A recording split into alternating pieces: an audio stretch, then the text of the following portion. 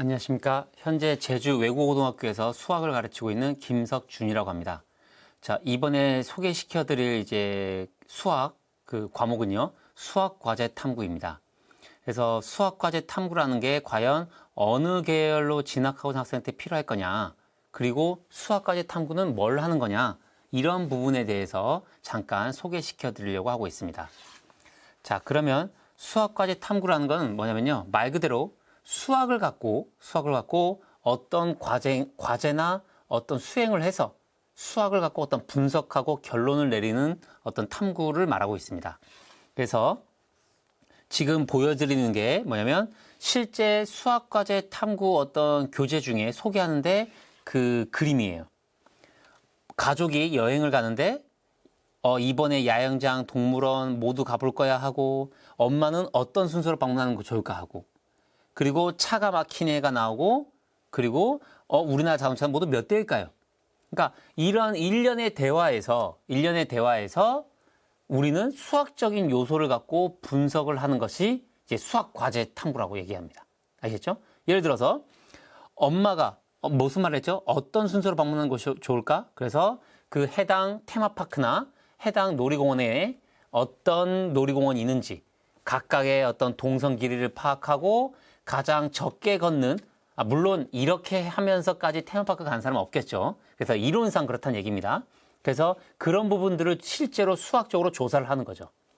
그리고 또 하나, 우리나라 자동차는 모두 몇 대일까요? 이거는 어디 가면 알 수 있을까요? 예, 지금 현재 누구라도 지금 우리나라 자동차 몇 대일까요? 물어보면 아는 사람은 없어요. 다 어디 등록된 곳에 가서 우리나라 자동차 등록대 수를 이제 찾는 겁니다. 그런데 이 찾는 거에 그치지 않고, 그러면 종류별로 상업용은 몇 대고 자가용은 몇 대고, 그러면 저절로 떠오르는 게 뭘까요? 그러면 이렇게 수많은 자동차가 있는데 그럼 주차장은 과연 적절할까? 그래서 주차장 면적을 조사하고, 이런 수학적 호기심을 계속해서 발전시키면서 이제 조사하는 것이 이제 수학과제 탐구의 시작이라고 할 수 있습니다. 그래서 지금 보이는 건요, 수학과제 탐구의 어떤 이해에 대한 그 어떤 목차예요. 그런데 수학과제 탐구는 다시 말하지만 교과서가 없습니다. 아시겠죠? 근데 요거는 무슨 차례냐면 수학과제 탐구를 할 때 요런 부분들을 조심해라, 그리고 이런 절차를 지켜라, 이거지 수학과제 탐구라고 어떤 주제에서 탐구하는 모습을 보여주거나 이런 건 없어요. 그건 다 여러분 스스로 선생님과 함께 같이 이제 수행해 나가는 겁니다. 그래서 이 중에 제가 강조하고 싶은 거는 뭐냐면 요 연구윤리 부분과 그리고 선행 연구 부분을 이제 강조하고 싶습니다. 그러니까 왜 그러냐면 연구윤리 부분은 저도 그렇고, 저도 학생 때 그랬고, 여러분도 아마 쉽게 어떤 과제나 이런 거 할 때 그냥 검색해서 나온 거 그냥 갖다 써요. 그리고 여러분들 보통 PPT 작업이나 뭐 할 때 어떻게 하죠? 인터넷에서 그냥 이미지 복사 붙여넣기 하죠. 근데 원래는 이게 다 불법일 수 있다는 얘기예요.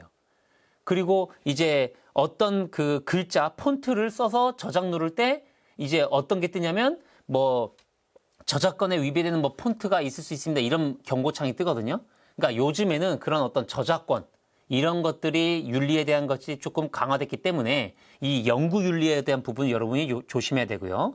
특히 연구윤리에서 뭐가 있냐면 또 생명윤리가 있습니다. 이거는 생명윤리를 왜 이걸 배우냐면, 특히 이제 자연계열 학생, 그리고 생명과학에서 생명윤리는 왜 필요하냐면 가끔씩 해부 실습을 하는 경우도 있어요. 근데 해부할 때 엄청나게 막 장난치면서 막 그렇게 좀 하나의 생명임에도 불구하고 뭐 장난치면서 그냥 이거 실패하면 버리면 되지 뭐, 이런 식의 어떤 인식을 갖고 수행할 수 있기 때문에 이런 연구윤리 부분은 지금 여러분 고등학생 때부터 충분히 이제 이런 부분을 주의를 해야 나중에 여러분이 대학생이 되거나 대학원생이 되거나 했을 때 이런 어떤 지금부터 자리 잡은 어떤 연구윤리 의식이 이제 높아야지만이 대학생이나 대학원생일 때 이제 조심할 수가 있습니다. 아시겠죠? 그리고 선행연구는 왜 이제 강조하고 있냐면, 여러분들이 막상 자 수학 과제 탐구하자 하면, 자 한번 조사해봐 하면 뭘 할지 모르는 거예요. 그죠? 어떻게 갑자기 뚝 떨어지는 것도 아니고.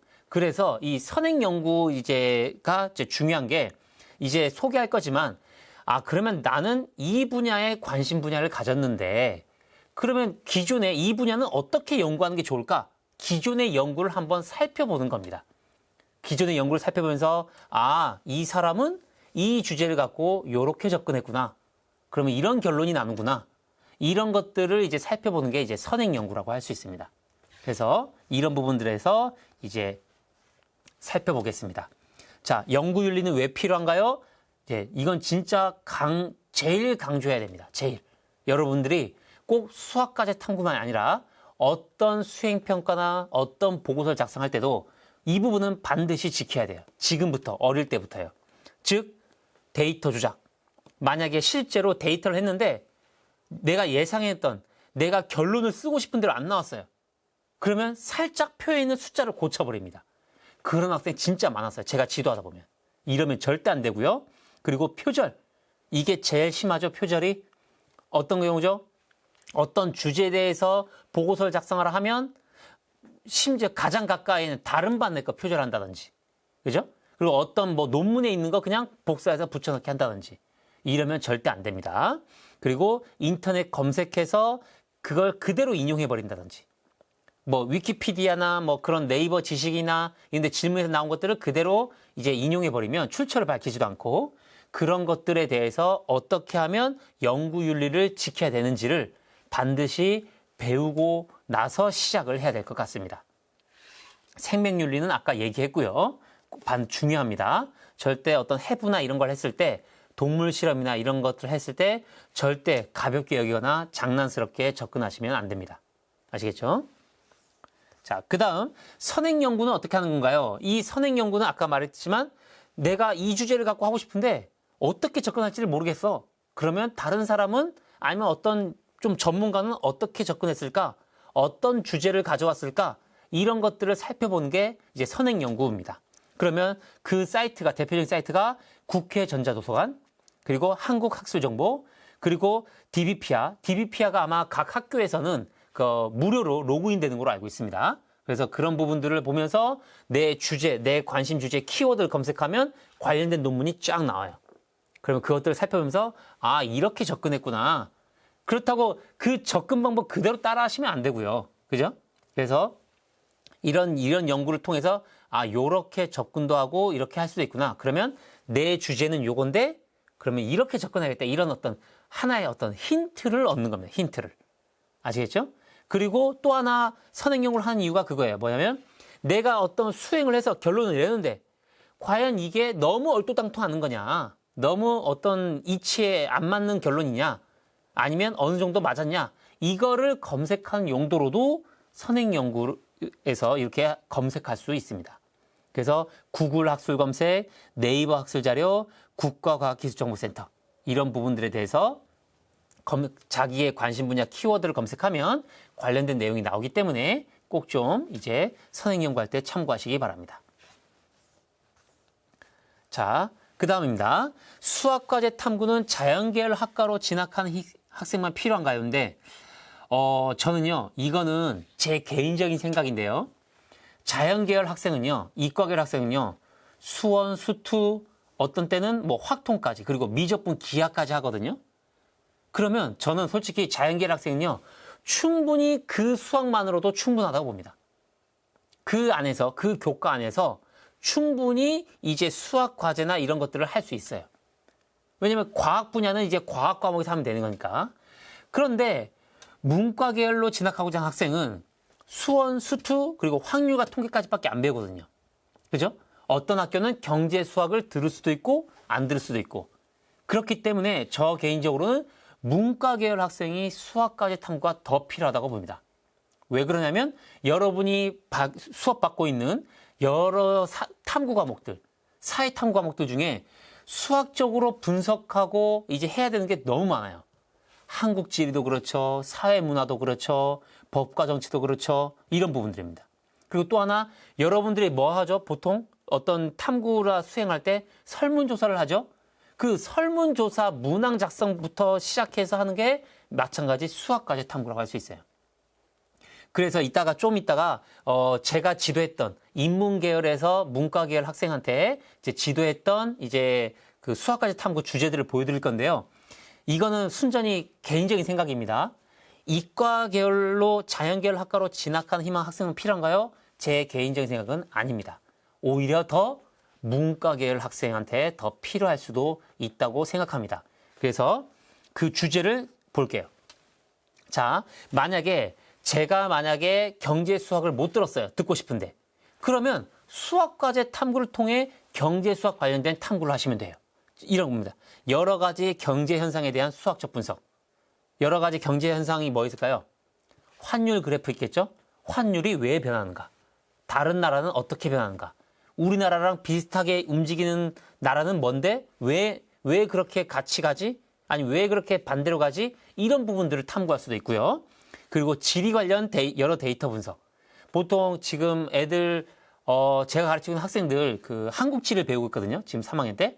보니까 뭘 배우냐면요. 각 도시별 뭐 생산품, 인구 분포, 이런 것들이 다 뭐예요?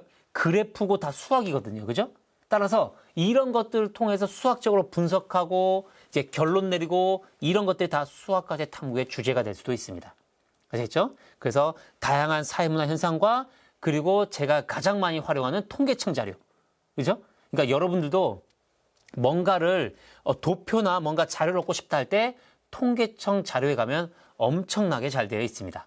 그리고 단연간에 누적된 데이터가 있기 때문에 거기에서 자료를 갖고 뭔가 이제 수행하고 예측하고 분석하고 그런 활동을 할 수가 있어요. 그리고 아까 얘기했던 인구 구조로 변화로 생길 수 있는 현상을 수학적 데이터를 분석 통해서 이후에는 뭐 어떤 게 될 것 같다. 어떻게 변화될 것 같다. 이런 것들을 이제 하는 게 수학과제 탐구라고 할 수 있습니다. 그러면 이제 자연계열 학생은 물리학적 현상인데 그 안에서 수학적인 요소를 갖고 분석하는 거. 그리고 천체 활동을 갖고 어떤 학생은요, 매일 천체 활동으로 사진을 찍어요. 별 사진을. 그러면 그 별이 움직일 거 아니에요. 그죠? 그거를 갖고 수학적으로 그 행성의 어떤 공전 주기를 분석한다든지, 그걸 프로그래밍을 갖고 와서 그 행성의 어떤 자전 주기나 공전 주기, 그리고 나중에 위상 변화를 예측한다든지, 이런 활동을 하는 애들도 있습니다. 그리고 다양한 과학 실험에 대한 데이터 분석, 그리고 기하 소프트웨어, 즉 뭐 지오지브라나 뭐 이런 것들 있죠. 그 카브레 3D 이런 것들 해서 이런 것들 갖고 현재 과학이나 수학에 필요한 도형들을 제작해 본다든지, 그 성질을 탐구한다든지 하는 것도 다 수학과제 탐구라고 할 수 있습니다. 자, 그러면 이제 제가 질문을 가장 많이 받은 게 이거예요. 뭐냐면, 자, 수학과제 탐구할 겁니다 하면 애들이 항상 말해요. 주제 뭐 해야 돼요? 입니다. 네. 그래서 필요한 게 이제 아까 선행연구라고 했고, 선행연구 봐도 모르겠다. 그러면 여러분 신문 기사를 펼치세요. 신문 기사를 펼쳐서 호기심을 갖고 바라본 거예요. 예를 들어 어떤 신문 기사냐면 주변 외국인 노동자가 많이 보인다. 뭐 다문화, 아동 뭐 이런 것들이 신문 기사에 많이 나와요. 그리고 난민 얘기도 많이 있죠. 그러면 바로 거기서 호기심을 가지세요. 우리나라 난민은 몇 명일까? 그죠? 우리나라 난민은 매해 어떤 추세로 증가하고 있나? 감소하고 있나? 이런 것들. 그리고 우리나라 외국인, 가까이 제주도에는 외국인 노동자가 몇 명 있을까? 그리고 그 외국인 노동자는 어디에서 일하고 있을까? 어느 분야에서? 그러니까 이런 것들을 숫자로, 비율로 이렇게 조사해서 이런 것들 딱 결론 내리기 딱 쉽거든요. 그래서 이런 것도 하나의 수학과제 탐구라고 할 수 있습니다.